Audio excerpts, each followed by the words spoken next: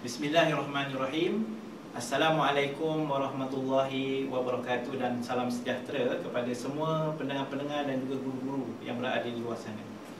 Jadi pada hari ini saya ingin berkongsi dengan guru-guru berkaitan dengan satu tajuk untuk pengkongsian bersama, iaitu PDP berkesan dalam reka bentuk dan teknologi KSSR. Sebelum saya meneruskan perkongsian ini, baiklah kiranya saya memperkenalkan diri saya. Jadi saya Rubai bin Said, pensyarah cemerlang reka bentuk dan teknologi Jabatan Pendidikan Teknik dan Vokasional IPG Kampus Pendidikan Teknik Nilai Negeri Sembilan. Okey, jadi pengalaman saya sebagai seorang guru hampir lebih kurang 25 tahun saya berkhidmat sebagai seorang guru, di mana saya pernah mengajar di sekolah menengah vokasional dalam bidang teknologi penyejukan dan penyamanan udara. Dan selepas itu juga saya ada pengalaman mengajar di sekolah menengah harian, mengajar dalam bidang kemahiran hidup dan juga reka cipta. Kemudian saya melanjutkan pelajaran saya ke IU Universiti Teknologi Malaysia, mengambil sarjana bidang teknik dan vokasional, dan kemudian saya mengajar di IPG Kampus Pendidikan Teknik Nilai Negeri Sembilan. Jadi itulah pengalaman kerja saya berkaitan dengan bidang reka bentuk dan teknologi ini. Jadi kita teruskan dengan perkongsian yang kita akan kongsikan dengan guru-guru di luar di sana berkaitan dengan PDP berkesan dalam reka bentuk dan teknologi KSSR. Okey, baiklah guru-guru semua yang berada di luar sana, saya akan berkongsi dengan guru-guru berkaitan dengan pengajaran dan pembelajaran berkesan dalam reka bentuk dan teknologi KSSR. Okey, jadi saya tahu guru-guru yang berada di luar sana lebih mahir daripada saya kalau nak diartikan berkaitan dengan reka bentuk itu sendiri. Jadi kita pergi, apakah yang dimaksudkan dengan reka bentuk itu? Jadi reka bentuk adalah merupakan satu pengetahuan tentang penghasilan idea secara terancang untuk menghasilkan sesuatu produk, yang mana produk itu memberi kesan yang berguna ke dalam kehidupan manusia. Jadi hasil daripada idea-idea itu perlulah dizahirkan melalui sebuah lakaran sebelum terjadinya sesuatu produk. Okey, kalau di sini saya boleh kongsikan berkaitan dengan satu penghasilan idea.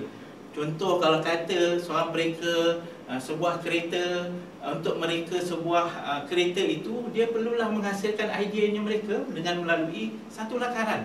Kemudian barulah dia akan menghasilkan suatu produk. Jadi yang pentingnya guru-guru, sebenarnya lakaran ini adalah merupakan satu penghasilan idea sebelum dijadikan sesuatu produk. Kita berpindah kepada apakah dia yang dimaksudkan dengan teknologi ini.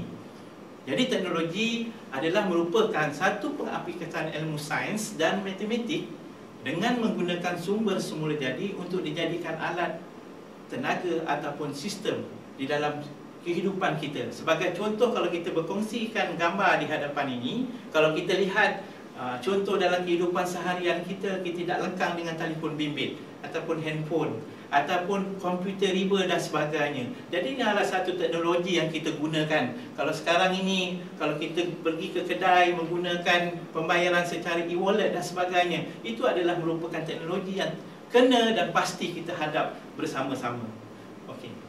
Jadi sebenarnya di dalam reka bentuk dan teknologi ini, apakah yang sebenarnya dan mengapa reka bentuk teknologi ini diajar di sekolah kebangsaan di dalam KSSR ini.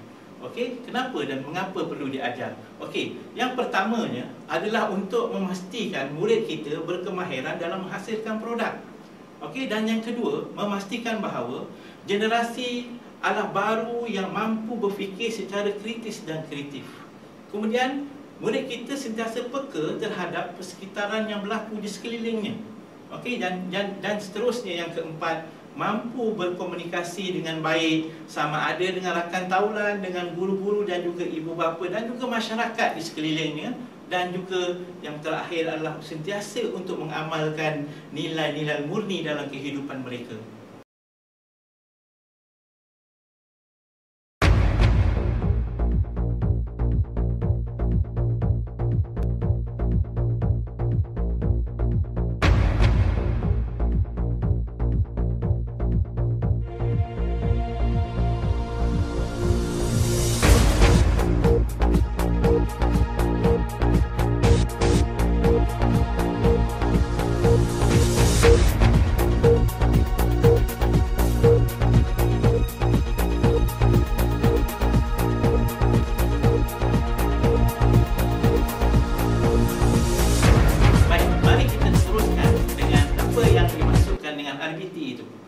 Di dalam DSKP yang ditetapkan oleh Kementerian Pendidikan Malaysia di bawah untuk melahirkan, di mana terdapat 4 untuk menghasilkan murid kompetitif, kita ada 4 domain yang perlu dilalui oleh murid-murid kita, iaitu yang pertama ialah apresiasi reka bentuk. Jadi sebenarnya apakah yang dimaksudkan dengan apresiasi reka bentuk ini? Iaitu murid dapat menghayati dan juga dapat menghargai sesuatu reka bentuk di sekeliling untuk tujuan penambahbaikan reka bentuk atau membuat reka bentuk baharu yang baik, murah dan cekap. Okey, jadi di sini adalah kita punya guru-guru punya kerja ataupun perlu memastikan murid-murid menghayati perkara berikut. Okey, seterusnya di dalam domain ini terdapat aplikasi teknologi. Jadi untuk kita nak memastikan reka bentuk itu perlulah ada aplikasi teknologi dan reka bentuk yang merangkumi berbagai disiplin ilmu. Okey, dan seterusnya yang ketiga iaitu dari segi pembuatan produk. Jadi apa yang dimaksudkan dengan pembuatan produk ini? Iaitu penghasilan produk yang lebih efisien dengan melibatkan proses reka bentuk. Maksudnya, murid-murid mestilah melalui proses-proses reka bentuk itu sebelum dia menghasilkan produk-produk yang dikehendaki. Kemudian, hasil daripada reka bentuk produk itu juga kita haruslah menilai. Iaitu menilai dari segi penilaian, dari segi menekankan nilai-nilai murni dalam pembelajaran bagi memastikan produk yang dihasilkan dapat menyelesaikan masalah individu dan masyarakat di samping berdaya saing dalam pasaran. Jadi sebenarnya di dalam pembelajaran RBT itu sendiri, reka bentuk dan teknologi itu sendiri, kita sematkan, kita kaitkan dengan KEBAT, cikgu ya, KEBAT. Jadi cikgu lebih mengetahui apa dia KEBAT, tetapi secara kita nak ulang kaji berkaitan dengan KEBAT ini, iaitu satu keupayaan untuk mengaplikasikan pengetahuan dan juga kemahiran dan nilai dalam membuat penakbulan dan juga refleksi bagi menyelesaikan masalah. Jadi KEBAT ini itu cikgu, KEBAT ini adalah untuk menyelesaikan masalah dan juga untuk membuat keputusan, berinovasi dan berupaya mencipta sesuatu. Jadi kenalah dengan pelajar-pelajar kita dan murid-murid kita dalam RBT ini, untuk dia nak menyelesaikan masalah ini banyak kepada perkara-perkara KEBAT, elemen-elemen KEBAT yang perlu kita tetapkan. Dan sini sebagai contoh yang saya berkongsikan berkaitan dengan keratan akhbar, di mana kepentingan dan mengapa KEBAT perlu diadakan dalam proses PDP kita di dalam kelas. Okey, jadi di samping itu juga dalam Pelan Pembangunan Pendidikan Malaysia PPPM 2013-2025 dan di bawah aspirasi murid. Jadi di situ telah ditetapkan bahawa setiap murid perlu menguasai kemahiran berfikir dalam usaha melahirkan generasi yang mampu bersaing di peringkat global. Jadi di situ saya juga berkongsi dengan guru-guru yang berada di luar sana berkaitan dengan alat penjana idea, pemikiran yang digunakan dalam proses pengajaran dan pembelajaran, dan saya yakin guru lebih mahir dalam berkaitan dengan peta pemikiran ini. Baik, macam mana, siapa, persekitaran mana yang boleh menyokong hebat ini? Kalau kita lihat dalam slide yang saya kongsikan dengan guru-guru yang berada di hadapan ini adalah berkaitan dengan segitiga. Maksud segitiga ini adalah di antara murid, guru dan bilik darjah ini adalah menyokong antara satu sama lain. Kita lihat apakah ciri-ciri murid yang boleh menyokong hebat ini. Okey, jadi ciri-ciri murid yang boleh menyokong, mestilah seorang murid yang boleh sentiasa aktif dalam kelas, bertanya kepada guru-gurunya, memberi cadangan bagaimana untuk menyelesaikan permasalahan yang berlaku. Contohnya di dalam RBT, cikgu, yang banyak perkara yang boleh kita ataupun kita bimbing murid-murid ini untuk menyelesaikan permasalahan yang berlaku di dalam RBT itu sendiri, dalam topik-topik yang kita ajar di dalam kelas itu sendiri. Jadi sebenarnya kita menggalakkan murid-murid untuk berfikir secara lebih mendalam supaya dia dapat mengaplikasikan pengetahuan yang didapat itu dalam situasi yang sebenar. Jadi yang kedua, kalau kita lihat di situ ialah ciri-ciri guru hebat. Sebenarnya guru-guru sepatutnya hebat dalam mengajar. Jadi sebenarnya guru adalah sebagai pemudah cara ataupun fasilitator dalam melaksanakan aktiviti PDP yang mana berpusatkan kepada murid. Iaitu kita banyak kena menyediakan aktiviti yang mencabar minda murid-murid.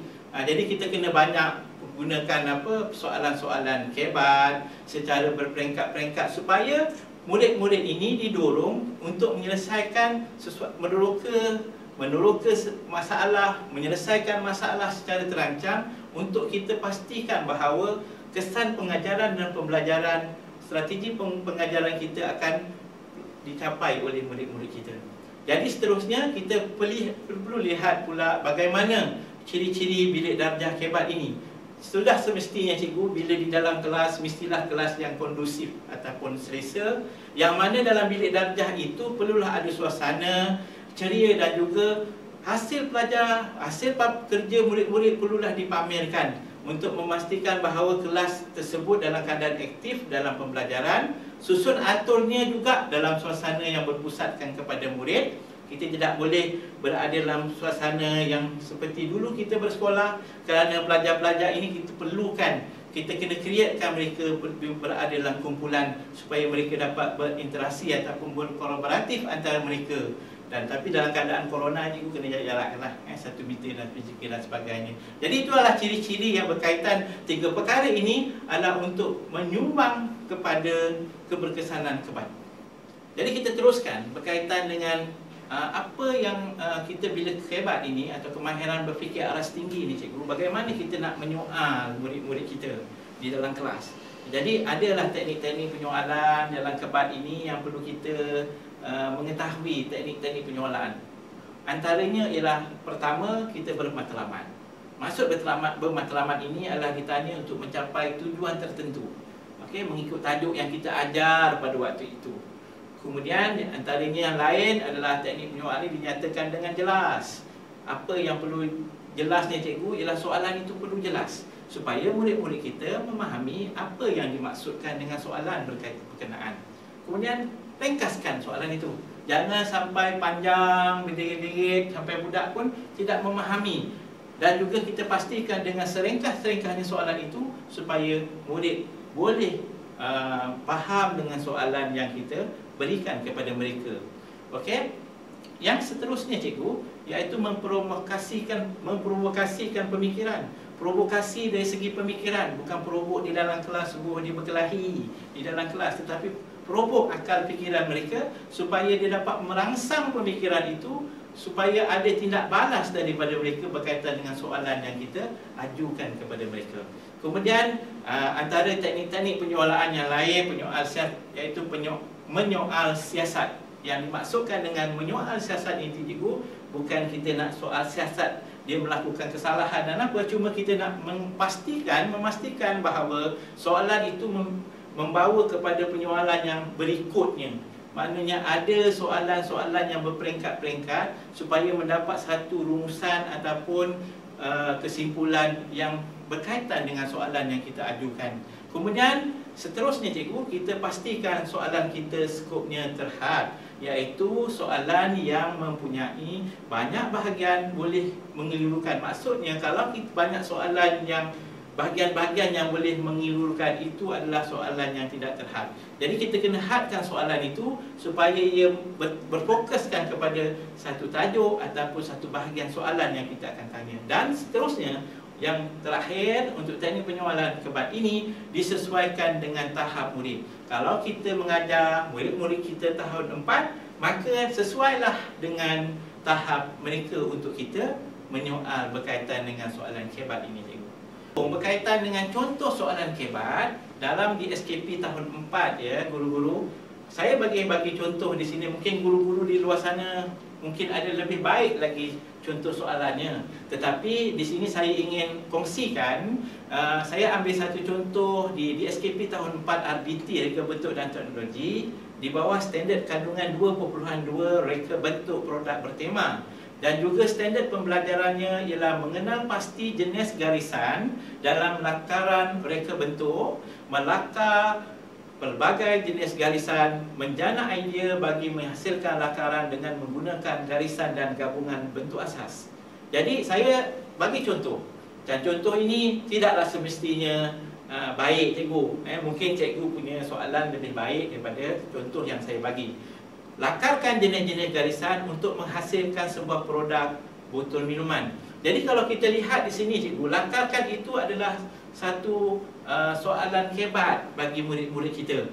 Jadi kalau murid-murid kita telah boleh melakarkan jenis garisan itu, maka pelajar-pelajar ini telah mencapai tahap mencipta. Baik, cikgu. Jadi kita dah pergi kebat. Jadi kita pergi pula yang dimaksudkan berkaitan dengan pembelajaran abad ke-21 dalam PDP RBT. Sebenarnya, cikgu, apa dia PAK 21 ini, cikgu? Sebenarnya PAK 21 adalah seperti payung, cikgu, ya. Payung yang di bawahnya ialah kebat itu tadi. Jadi sebenarnya apa dia PAK 21 ini? Okey, orang akan sebut selalu 4C 1M. Apa yang dimaksudkan dengan 4C itu? Jadi antaranya ialah saya kongsikan dengan guru-guru yang mungkin cikgu-cikgu sudah mengetahui berkaitan dengan PAK 21 ini. 4C 1N itu ialah 4C, antaranya yang pertama ialah communication ataupun komunikasi. Komunikasi adalah salah satu merupakan asas dalam kehidupan seharian kita.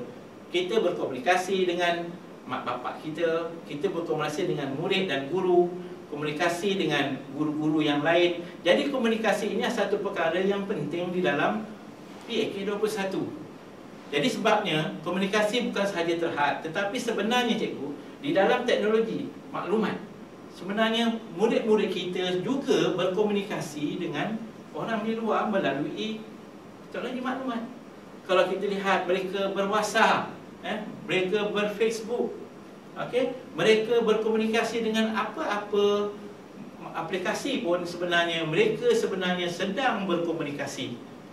Itulah yang dikatakan PAK 21. Jadi seterusnya, apa yang terdapat dalam PC yang kedua, iaitu kemahiran kreatif ataupun creativity.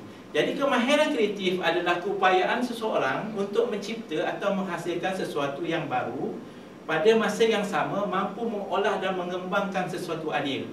Jadi kreatif ni, cikgu, memang perkara yang amat susah untuk nak kita createkan pelajar-pelajar kita yang kadang-kadang memang tak kreatif. Jadi guru-guru perlulah mempunyai satu sifat ataupun satu teknik yang berkesan tentang kemahiran kreatif ini. Yang mana kita kena pastikan anak-anak murid kita asah pemikiran mereka, kita asah skill mereka untuk memastikan bahawa kreativiti ataupun kreatif ini ada di dalam pemikiran dan jiwa mereka, supaya mereka menjadi seorang yang baik dalam pelajaran atau dalam mata pelajaran RBT itu sendiri. Kemudian C yang ketiga ialah kolaboratif. kolaboratif adalah satu kemahiran yang penting dalam kemahiran-kemahiran yang lain, iaitu kemahiran ini murid-murid mempunyai daya semangat juang, di mana di dalam kolaboratif ini, di mana kita kumpulkan murid-murid mengikut kumpulan-kumpulan yang dalam kelas itu merupakan satu kolaboratif ataupun kerjasama dengan murid-murid yang lain untuk mereka berkomunikasi dalam semangat berpasukan. Jadi ini yang perlu kita nak terapkan PAK 21 dalam RBT itu sendiri. Kemudian seterusnya, yang terakhir ialah critical thinking, kemahiran berfikir secara kritis. Ini juga merupakan satu elemen yang amat susah untuk kita nak terapkan kepada guru-guru kita ataupun kepada murid-murid kita. Jadi untuk kita nak dapatkan critical thinking ini, kecekapan dan keupayaan untuk menggunakan minda untuk menilai kemunasbahan dan juga kewajaran sesuatu idea, meneliti kebernasan dan kelemahan sesuatu hujah, dan membuat pertimbangan yang wajar dengan menggunakan alasan dan bukti yang kukuh. Jadi itu critical thinking ataupun kemahiran berfikiran secara kritis. Jadi satu N itu ialah nilai-nilai murni. Apa dia nilai-nilai murni? Cikgu di sana mungkin tahu. Apakah dia nilai-nilai murni yang kita terapkan kepada murid-murid kita di dalam kelas. Jadi nilai-nilai murni ini penting di dalam pengajaran dan pembelajaran kita supaya murid-murid kita dapat menghormati. Antaranya contoh nilai murni yang kita boleh terapkan ialah menghormati guru, menghormati rakan di dalam kelas dan sebagainya. Itulah contoh-contoh nilai murni yang ada yang perlu diterapkan di dalam PAK 21. Jadi inilah dia kepentingan PAK 21. Saya kongsikan dengan cikgu Keratan Akhbar berkaitan dengan pembelajaran dan juga pelaksanaan kelas ataupun pembelajaran abad ke-21, kepentingan-kepentingan yang di dalam kelas yang perlu kita wujudkan. Okey, baiklah cikgu-cikgu ya. Jadi kita teruskan dengan apakah ciri-ciri PAK 21 itu. Jadi kalau kita boleh kongsikan dengan guru-guru yang berada di luar sana, mungkin guru-guru lebih mahir ataupun lebih mengetahui berkaitan dengan ciri-ciri ini. Tetapi sebagai ulang kaji kita kongsikan bersama dengan guru-guru yang berada di luar sana. Okey, ciri-ciri PAK 21 bolehlah kita agihkan kepada beberapa ciri-ciri. Yang pertama, berpusatkan kepada murid. Okey, persekitaran kondusif dan juga pembelajaran aktif, pembelajaran kolaboratif, pembelajaran kendiri dan juga penggunaan komputer. Jadi itu adalah ciri-ciri PAK 21. Jadi kalau kita lihat di situ berkaitan dengan berpusatkan murid, murid berperanan penting di mana guru adalah sebagai pembimbing kepada murid-murid. Jadi meletakkan murid ataupun meletakkan minat murid sebagai keutamaan. Okey, kita sebagai seorang guru haruslah memastikan bahawa keutamaan minat murid itu kita letakkan di depan. Okey, dan seterusnya iaitu berkaitan dengan apa yang dimaksudkan yang kedua, ciri yang kedua iaitu pembelajaran aktif, iaitu melibatkan penglibatan yang lebih aktif sama ada dengan perbincangan bersama rakan-rakan ataupun penggunaan komputer di dalam sesi pengajaran dan pembelajaran. Okey, yang seterusnya cikgu berkaitan dengan persekitaran kondusif. Apakah yang dimaksudkan dengan persekitaran kondusif? Tidak lain dan tidak bukan adalah berkaitan dengan sekeliling dalam kelas itu dan juga tidak terlalu sesak. Cikgu tidak terlalu sesak dengan kedudukan meja, kerusi murid-murid dan juga peralatan mengajar yang kita gunakan di dalam kelas tersebut. Perlunya pastinya dalam PAK 21 ini tidak lari dengan penggunaan LCD, cikgu komputer dan sebagainya. Itu adalah merupakan persekitaran yang kondusif dalam pembelajaran abad ke-21. Kemudian seterusnya iaitu penggunaan komputer, alat yang penting cikgu Kalau kata kita ni tertinggal dari segi komputer ini cikgu, sungguhlah malang bagi kita sebagai seorang guru. Maka guru yang berada di luar sana haruslah memastikan bahawa penggunaan komputer haruslah kita menjadi satu benda yang utama dalam pengajaran dan pembelajaran kita. Jadi di sini cikgu, saya ingin bagi satu contoh bagaimana mengaplikasikan PAK21 dan juga KEBAT dalam PDP RBT tahun 4. Saya ambil contoh, di sini saya ambil contoh berkaitan dengan satu lagi subjek tahun 4 di bawah standard kandungan 2.2, iaitu reka bentuk produk bertema, di mana standard pembelajaran di situ 2.2.3 menjana idea bagi menghasilkan lakaran dengan menggunakan garisan dan juga gabungan bentuk asas, yang di mana di situ telah dibagikan contoh aktivitinya adalah lakaran adalah hasil gabungan bentuk asas 2D dan 3D. Lakaran boleh dihasilkan menggunakan sebarang alat tulis, manual atau berbantukan komputer secara individu. Baik, saya bagi contoh. Jadi contoh ni sebenarnya cikgu bukan yang harus ataupun perlu cikgu ikut, tetapi apa yang perlu ialah panduan. Saya nak kaitkan bahawa dalam pembelajaran kita di dalam kelas ada PAK21 dan juga KEBAT. Contoh, saya nak mengajar dalam tajuk yang telah saya sebutkan tadi. Jadi perlulah persediaan sebagai seorang guru menyediakan alat ataupun bahan bantu mengajar. Jadi sebagai contoh, saya menyuruh ataupun saya membawa seperti kotak kasut, kotak tisu dan juga bekas minuman yang saya bawa di dalam kelas untuk digunakan dalam proses pengajaran dan pembelajaran. Kemudian, apakah langkah seterusnya? Perlu guru-guru pecahkan kumpulan kepada beberapa kumpulan, 2 atau 3 kumpulan, untuk nak memastikan bahawa kedudukan mereka ini berada di bawah PAK21, iaitu di mana bila dia berkumpul maka kita boleh melibatkan PAK21 ialah kolaboratif, di mana pelajar-pelajar boleh dapat berkomunikasi antara mereka bagaimana untuk menghasilkan soalan ataupun tajuk yang kita perlu ajar pada hari itu. Kemudian kita suruh murid-murid melakar. Maksudnya bila kita letakkan kotak berkenaan di satu sudut di tengah, maka pelajar-pelajar yang duduk di sebelah kiri dan kanan akan melihat sesi yang berlainan. Jadi suruh mereka melukis ataupun melakar kedudukan yang dilihat produk tersebut. Kalau kata objek tersebut dia nampak sebelah kiri, maka dia kena lukis kedudukan sebelah kiri. Jadi di dalam kumpulan itu kita minta murid-murid untuk berbincang dalam kumpulan berkaitan dengan lakaran yang mereka hasilkan.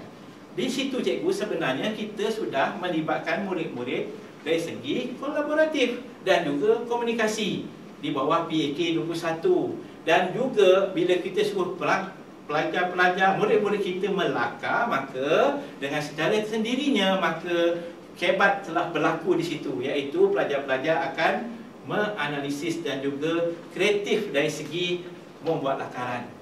Okey, di samping itu juga cikgu, untuk kita nak bimbing murid-murid ini supaya mereka ini mendapatkan maklumat berkaitan dengan apa yang pentaksiran berkaitan ataupun maksud 2D dan 3 ini, kita bimbing murid-murid supaya murid-murid dapatkan maklumat itu. Jadi itu yang dikatakan perkongsian, supaya murid-murid ini mencari maklumat sendiri, maklumat, dan biarkan mereka menjawab supaya dapat berkesan dari segi KEBAT itu, supaya alat pemikiran mereka digunakan dalam proses itu. Jadi itu adalah satu contoh yang saya berikan kepada guru berkaitan dengan PAK dan juga KEBAT. Seterusnya cikgu, marilah kita berkongsi berkaitan dengan alat bantu mengajar di dalam RBT. Sebenarnya alat bantu mengajar ini biasa kita gunakan di dalam kelas. Kalau guru-guru yang lama, guru-guru senior, lagi dah banyak alat bantu mengajar yang digunakan. Cuma kalau kita himpun dalam kelas penuh alat bantu mengajar. Jadi sebenarnya alat bantu mengajar itu apa dia sebenarnya? Jadi kalau kita lihat Lakbiko Joginder Singh 2013 mengatakan bahawa bahan bantu mengajar sebagai kelengkapan atau peralatan yang digunakan oleh guru untuk menyampaikan isi pelajaran ketika berlangsungnya proses pembelajaran dan pembudayaan di dalam bilik darjah.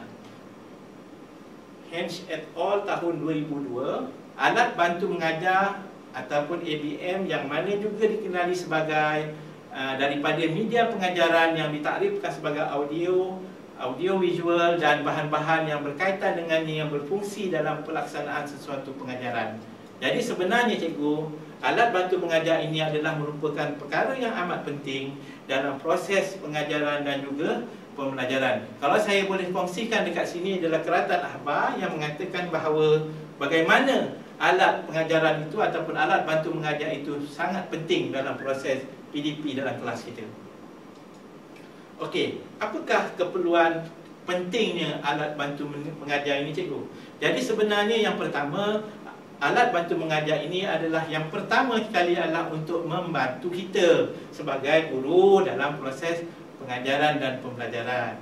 Okey, dia memang akan membantu cikgu. Bila tak ada alat bantu mengajar ini, kita akan jadi lemah untuk mengajar. Dan proses PDP tidak atau susah kita nak langsungkan dalam waktu itu. Kemudian yang kedua ialah untuk mengurangkan kebosanan murid semasa berlaku proses PDP. Jadi kalau kita tak gunakan alat bantu mengajar ini, semestinya murid-murid kita akan jadi bosan. Jadi untuk nak mengelakkan kebosanan itu, cikgu gunakanlah alat bantu mengajar. Kemudian yang ketiga, untuk kita nak kawal. Nak kawal siapa cikgu? Kawal murid-murid kita, supaya murid-murid kita fokus kepada apa yang kita ajar, supaya murid-murid kita memberi perhatian dengan apa yang kita ajar di dalam kelas. Baik cikgu, jadi kalau katakan dalam proses pengajaran dan pembelajaran, banyak bahan bantu mengajar yang kita gunakan. Mungkin sekolah cikgu ada visualizer dan juga LCD digunakan sebagai alat membantu pengajaran. Tetapi tidak semua sekolah yang mempunyai visualizer ini. Jadi kerana saiz visualizer ini sangat berat cikgu. Dia nak dibawa ke kelas, ke bengkel. Jadi dia akan membawa benda yang payah untuk kita nak bawa ke sana, bawa ke sini. Kemudian kosnya juga adalah tinggi. Tidak semua sekolah ada peralatan ini. Okey. Baik, seterusnya cikgu, banyak dalam penggunaan kita gunakan komputer riba dan juga LCD sebagai bahan bantu mengajar. Yang ini memang biasa kita gunakan di dalam kelas semasa kita nak menayangkan tayangan video ataupun kita nak buat satu rakaman yang perlu ditunjukkan kepada murid-murid kita. Tetapi sebenarnya kalau secara live kita tak boleh menggunakan komputer riba ini sebagai alat bantu mengajar.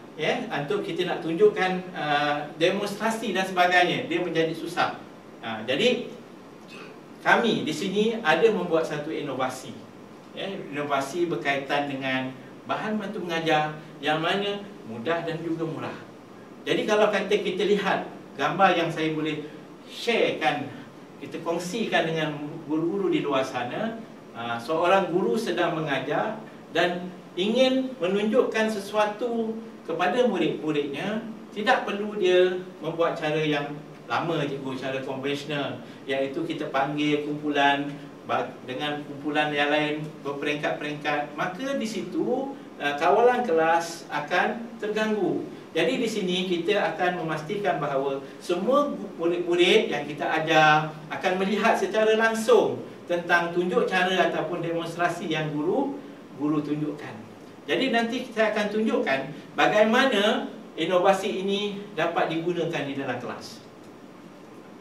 Jadi itu kalau kita lihat di dalam bulatan yang merah itu adalah alat yang kita gunakan, yang kita panggil Le Tools, yang mana ianya digunakan dalam proses PDP di dalam kelas.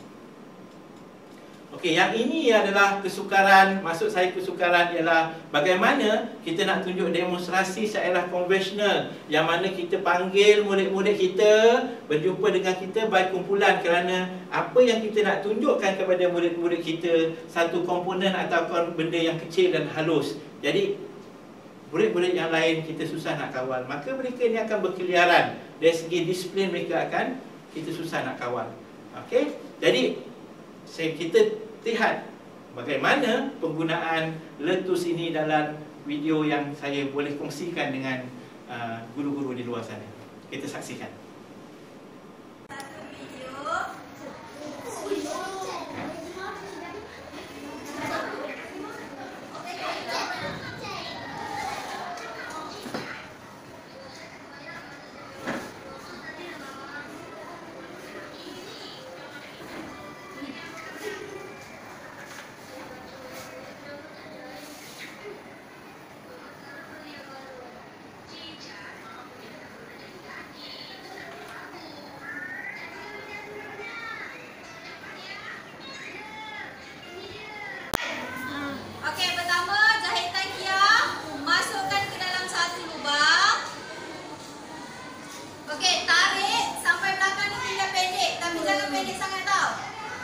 yang cukup panjang macam ni.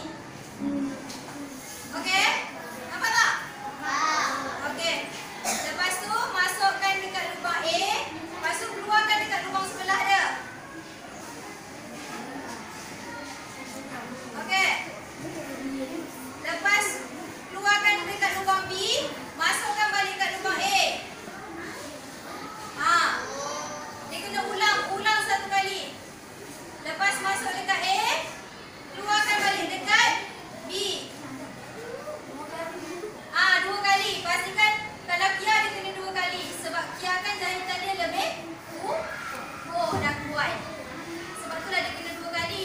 Lepas dah masukkan tu, awak boleh sambung dengan menjahit jelujur halus atau jelujur kasar. Okey, jelujur halus dengan jelujur kasar dia sama je. Okey, jelujur halus dia masukkan ke lubang C, keluarkan ke D. Lepas tu masukkan ke lubang seterusnya E. Lepas tu keluarkan ke F. Jelujur halus dengan jelujur kasar sama. Tapi perbezaan jelujur halus dengan jelujur kasar. Okey, jelujur halus, awak tengok tangan awak, jari awak ada berapa garis? 3. Okey, tengok garis paling depan. Okey, kalau jelujur halus, cikgu nak separuh daripada garis tangan. Separuh.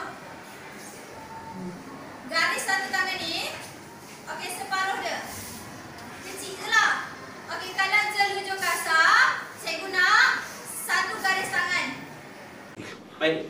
Jadi kita telah saksikan bagaimana tayangan video berkenaan satu rakaman yang saya telah rakamkan, iaitu seorang guru pelatih yang mengajar di dalam satu kelas RBT menggunakan Le Tools. Jadi bagaimana cikgu-cikgu di luar sana melihat video berkenaan? Ada kelainan ataupun sama macam cikgu mengajar di luar sana? Jadi kalau sama, maksudnya cikgu sudah menggunakan Le Tools tu di dalam kelas. Kalau belum, cikgu cubalah buat. Okey. Jadi saya di sini saya kongsikan. Bila cikgu dah tengok video tadi, maka apakah kebaikan penggunaan Le Tools itu? Kalau kita lihat, guru saya pada mulanya dia akan menayangkan video, tayangan video dan juga tayangan video, kemudian dia ada slide, kemudian dia ada di situ buat demonstrasi. 3 perkara dalam satu handphone tu saja cikgu. Dalam telefon bimbit sahaja yang digunakan dalam proses pengajaran dan pembelajaran. Murah dan mudah. Jadi cikgu aplikasikanlah perkara ini dalam pembelajaran cikgu. Jadi apa implikasi yang kita dapat daripada kita gunakan Le Tools ini cikgu? Yang pertama, kalau kita boleh pastikan bahawa pembelajaran akan lebih interaktif kerana murid boleh bertanya dengan guru, terus memberi respon sambil melakukan demonstrasi. Maksudnya cikgu, bila kita membuat demonstrasi pada waktu itu, murid akan terus bertanya kepada kita mengikut apa yang dia tidak faham ataupun tidak yang jelas berkaitan dengan apa yang kita demonstrasikan. Yang kedua, murid boleh melihat demonstrasi dengan lebih jelas. Maksudnya bila kita paparkan dengan skrin, murid, kalau kita cikgu-cikgu tengok dalam video berkenaan, murid-murid tidak bergerak di tempat masing-masing. Jadi itu yang kita mahukan cikgu. Dalam keadaan corona ni cikgu, jangan mereka berada dalam keadaan yang fizikalnya terlalu rapat. Jadi kita kena jarakkan jarak fizikal itu supaya mereka ini berada dalam keadaan yang selamat. Jadi dengan cara inilah sangat sesuai kita gunakan Le Tools dalam PDP kita. Yang ketiga, demonstrasi boleh dilaksanakan secara langsung, live cikgu. Jadi kalau kita tengok live ni dari segi maksudnya macam ini. Maksudnya secara langsung pula itu akan tengok apa yang kita lakukan di depan handphone itu, maka dia akan lihat di papan layar, di skrinnya. Jadi di skrin itulah dia akan lihat pelbagai. Kemudian seterusnya boleh menggunakan pelbagai aplikasi menarik di telefon pintar. Maksudnya bila cikgu gunakan telefon, di dalam telefon itu banyak aplikasi-aplikasi yang boleh digunakan dalam pembelajaran. Yang kelima, boleh menayangkan video di YouTube.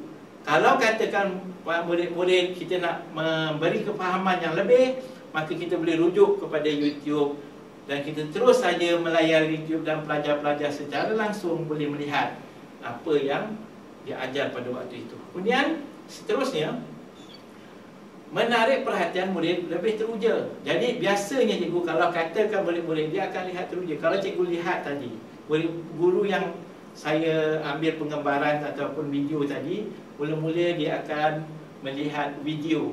Dia buat set induksi video yang mana murid-murid teruja dan melihat guru berkenaan mengajar. Jadi maksudnya murid-murid akan sentiasa fokus dengan apa yang kita tayangkan di skrin berkenaan. Okey, yang ketujuh, demonstrasi boleh dirakam dan diulang tayang kepada murid. Bila kita menggunakan telefon bimbit, bila kita merakam itu, kita boleh rekodkan cikgu.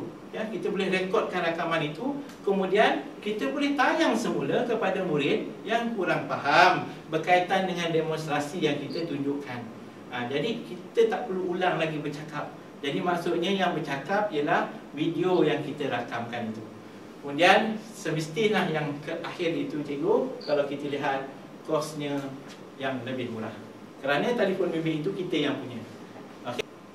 Seterusnya cikgu, satu kajian yang penggunaan letus di sekolah telah kami jalankan, di mana 3 buah sekolah yang saya buat kajian ini, iaitu satu sekolah di Negeri Selangor, 2 sekolah di Negeri Sembilan. Okay, saya tak beritahulah mana sekolahnya, tetapi jumlah pelajar yang dan terlibat dalam kajian ini ialah seramai 95 orang. Jadi kita lihat cikgu, purata keseluruhan dapatan kajian yang saya buat ataupun dapatan yang saya dapat daripada kajian yang telah penggunaan letus di sekolah ini, kalau kita lihat dalam graf ini, okey, untuk soalan yang pertama yang berwarna atas itu, nombor 1, inovasi pengajaran guru amat menarik. 85 murid bersetuju berbanding dengan 10 yang tidak bersetuju. 15 yang tidak bersetuju. Jadi 85 murid bersetuju bahawa inovasi pengajaran guru amat menarik. Ini menunjukkan bahawa letus sesuai digunakan dalam pengajaran PDP mata pelajaran RBT. Kemudian yang kedua, saya lihat lebih faham apabila guru mengajar. Maksudnya cikgu, kalau kita lihat di situ, seramai 85 orang setuju bahawa dia faham apa yang cikgu ajar di dalam kelas. Yang ketiga, saya fahami dengan lebih jelas dan jelas demonstrasi guru. Ini bermaksud bahawa seramai 87 pelajar bersetuju bahawa dan juga memahami dengan jelas demonstrasi yang ditunjukkan oleh guru. Yang keempat, saya tidak perlu berkumpul untuk menyaksikan demonstrasi guru. Jadi pelajar-pelajar ada 78 bersetuju bahawa mereka tidak perlu berkumpul. Sebab apa? Sebab mereka duduk di tempat masing-masing untuk melihat demonstrasi yang telah guru tetap tunjukkan. Kemudian yang kelima, minat saya untuk belajar bertambah. Sebenarnya nombor 5 ini, kalau kita lihat daripada kajian yang saya telah sharekan ataupun kongsikan ini, seramai 75 orang bersetuju bahawa minat mereka untuk belajar bertambah. Ini adalah penting cikgu, sebab murid-murid RBT terutamanya, sebab mata pelajaran RBT ini kita belajar pada tahun yang keempat. Okay, berbanding dengan subjek-subjek lain, dia bermula dengan tahun 1. Jadi ini yang kita nak minatkan mereka supaya minat itu berpunca daripada kita, daripada kita yang create minat murid-murid kita. Kemudian yang keenam, motivasi saya meningkat. Jadi dengan penggunaan letus ini meningkatkan motivasi murid-murid untuk belajar dalam mata pelajaran RBT. Yang ketujuh, saya lebih fokus kepada pengajaran guru. Jadi ini adalah penting untuk mencapai objektif pengajaran dan pembelajaran kita. Yang belapan, saya yakin prestasi pelajaran saya meningkat. Ini sure lah cikgu, bila kita pelajar-pelajar dah fokus, prestasi pelajaran dia dalam mata RBT akan juga meningkat. Yang kesembilan, saya suka dengan kaedah pengajaran guru. Tidak lain tidak bukan, dia memang suka dengan cikgu tu yang mengajar dia, dan kaedah cikgu juga dia sangat suka. Kemudian yang ke-10, saya dapat melihat dengan jelas secara langsung pengajaran guru. Jadi maksudnya dia nampak jelas apa yang cikgu ajar di dalam kelas itu. Okey? Jadi inilah dapatan yang saya dapat. Kemudian cikgu, saya nak sharekan dengan cikgu sebenarnya apa dia letus ini. Kalau kita boleh kongsikan. Tidak susah cikgu. Murah dan senang saja. Yang pertama, cikgu perlu ada LCD. Okey, LCD yang mana LCD ini mestilah ada dia punya punca HDMI. Okey, ada LCD yang tak ada punca HDMI, tapi cikgu cari yang ada HDMI. Kemudian yang kedua, cikgu belilah peralatan Anycast Wi-Fi itu di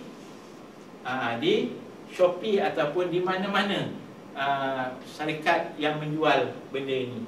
Jadi dia harganya cikgu saya lebih kurang dalam 30 lebih saja. Tak mahal. Dan dia adalah Wi-Fi yang mana dia nak menyambungkan kepada telefon bimbit kita. Telefon bimbit mestilah Android juga ya.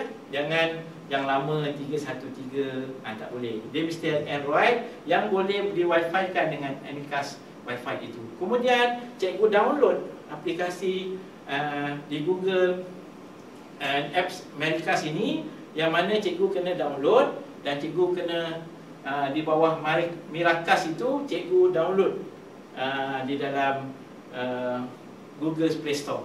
Okey, kemudian cikgu download, cikgu combinekan Anycast itu, cikgu letakkan di LCD, kemudian cikgu connectkan dengan handphone, maka cikgu dah boleh gunakan letus itu dalam proses pengajaran dan pembelajaran. Sangat mudah, sangat berkesan dan juga sangat murah. Okey.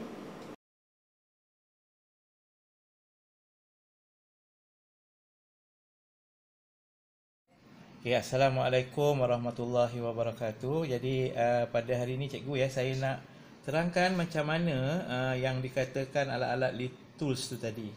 Okey, pertama ni LCD cikgu ya. LCD yang saya bagi tahu yang kita perlu ada di dalam kita nak menggunakan lead tools itu, LCD yang mempunyai HDMI. Jadi ini penting cikgu ya, HDMI, sebab kita nak sambung kepada Anycast tu nanti. Okey. Jadi ini yang perlu. Jadi ini LCD yang ada HDMI. Okey cikgu, ini alat yang kedua yang kita perlu ada cikgu ya, iaitu Anycast. Okey, jadi Anycast ni cikgu boleh beli di mana-mana Shopee, whatever lah, mana-mana yang boleh cikgu dapatkan secara online. Harganya lebih kurang dalam RM30 ke atas macam itulah ya. Murah saja cikgu. Yang mana dia adalah berbentuk Wi-Fi ya cikgu ya. Dia ada di sini Wi-Fi ni. Kalau cikgu boleh tengok dalam video ni. Kemudian ini yang perlu disambung nanti dengan HDMI. Ya cikgu, ini yang perlu disambung pada HDMI di LCD. Okey, yang ketiga cikgu, macam mana kita nak download di dalam Play Store nak kita install apps untuk Miracast itu. Jadi cikgu tekan Play Store dekat sini. Okey, cikgu tekan Play Store. Okey, cikgu tekan dekat sini type dia Miracast ya cikgu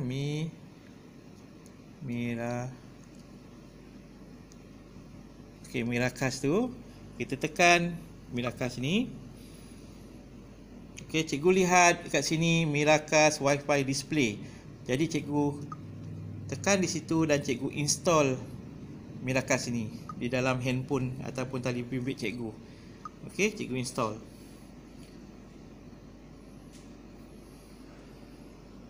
Okey, bila cikgu install, dia akan installkan Miracast Wi-Fi display itu. Ambillah beberapa saat ataupun minit ya untuk memastikan dia betul-betul install. Okey. Okey, bila cikgu dah download apps ni, dia akan tertera di telefon bimbit cikgu. Di sana kita lihat di sini, iaitu Miracast. Okey, jadi bila cikgu dah download di apps tadi tu, maka dia akan berada di handphone cikgu. Okey cikgu, baik. Jadi sekarang cikgu, semua kelengkapan untuk letus lah ada di hadapan saya ini. Jadi kita dah pasang semua sekali dengan dia punya Miracast dia, kemudian kita dah pasang handphone. Okey, kemudian kita dah ada LCD. Dan kita apps pun kita dah download di dalam handphone kita. Jadi sekarang ini kita bagaimana kita nak pamerkan atau kita nak tayangkan di skrin. Jadi kita onkan LCD kita, dia akan bentuk sebegini rupa cikgu ya. Tetapi sekarang ni dia belum connection dengan handphone kita. Jadi apa yang kita perlu buat ialah kita tekan apps yang ada di handphone kita tadi ni. Kita tekan handphone tu, apps tu. Okey, dia akan keluar sebegini rupa cikgu. Jadi cikgu kena sabar sikit. Dan dia akan keluar perkataan ini. Jadi cikgu connect di sini, cikgu connect. Dan dia akan connect, dia akan cari maklumat tu. Okey, cikgu lihat kat sini dia dah ada mirror screen itu. Cikgu tekan mirror screen di situ. Dan dia akan connect cikgu ya. Dia akan connection dengan Miracast itu tadi. Okey. Bila cikgu tekan tu, dia akan automatic, dia akan. Okey, kalau kata dia tidak juga ni, cikgu tekan button ini sekali lagi, cikgu tekan dan cikgu akan nampak di sana dia akan connection dengan Miracast itu tadi.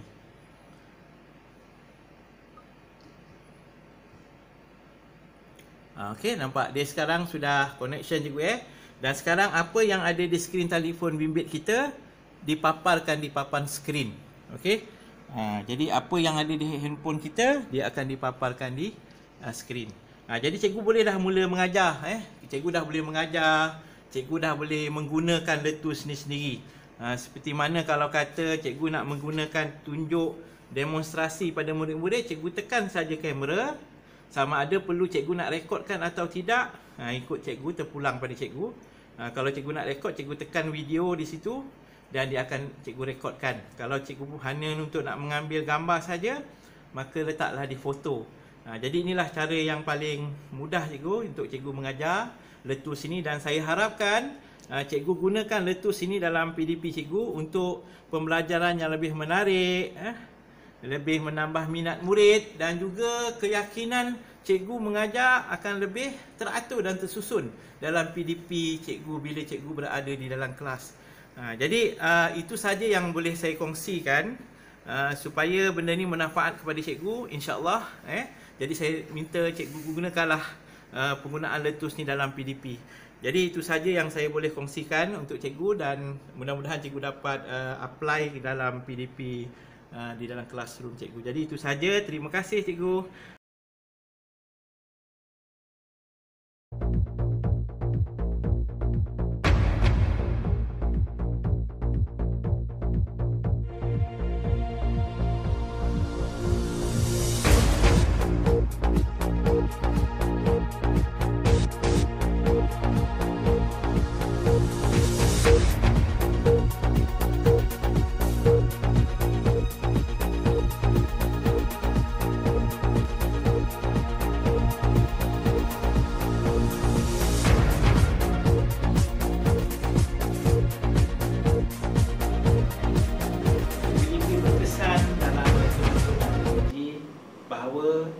Haruslah menggunakan kebat, ekspresi sebab kebat, dan juga kita kena gunakan PAK 21. Dan satu lagi alat bantu mengajar yang saya ingin syorkan kepada guru-guru yang berada di luar sana supaya diaplikan, digunakan di dalam kelas, iaitu tools yang saya bagi tahu tadi, supaya pengajaran dan pembelajaran kita berkesan, supaya berkesan, murid-murid kita pun seronok dan sebagainya. Jadi itulah ilmu ataupun perkara yang saya ingin berkongsikan dengan guru-guru yang berada di luar sana. Diharap guru-guru dapat memanfaatkannya. Okey, di akhir cikgu saya ingin berkongsi beberapa kata-kata hikmah. Okey cikgu ya. Orang yang hebat mampu melahirkan beberapa karya bermutu.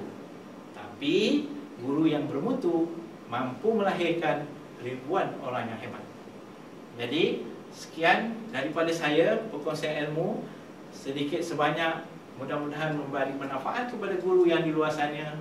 Terima kasih kerana cikgu sudah mendengar atas perkongsian ini. Maaf segala kekurangan, dan kekurangan itu daripada saya sendiri. InsyaAllah kita jumpa lagi dalam satu masa. Terima kasih. Assalamualaikum warahmatullahi wabarakatuh.